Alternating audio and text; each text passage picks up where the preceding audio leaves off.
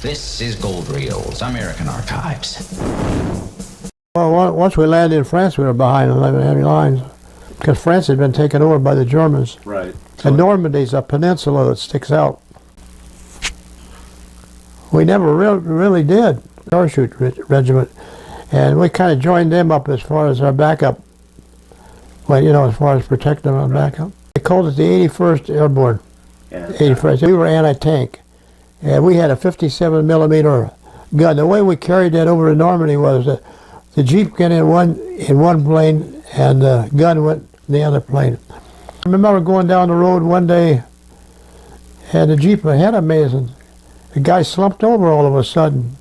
All of a sudden, another bullet hit some guy up in front of me. And they finally discovered there were snipers in the trees. And of course they were dressed in these camouflage uniforms so you didn't see them. So anyhow, we had carbines at that time, but they weren't like a machine gun or anything.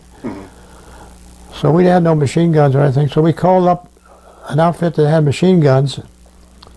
And in fact, we got off the road at that time. We were in hedgerows, laying in hedgerows.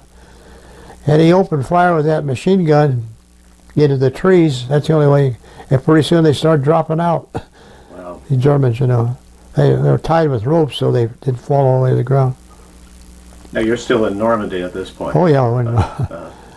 And this would be about, maybe 3 or 4 or 5 days after the invasion. Uh-huh. So. And then what was the town, the famous town that you took? St. Mary-Glise. St. Mary-Glise. That's close by to where we're at. So anyhow, after we got that cleaned up, we continued on.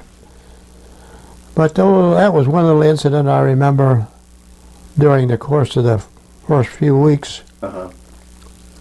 And other incidents happened along the line. Didn't you capture this? I remember you have a German flag that you Oh yeah.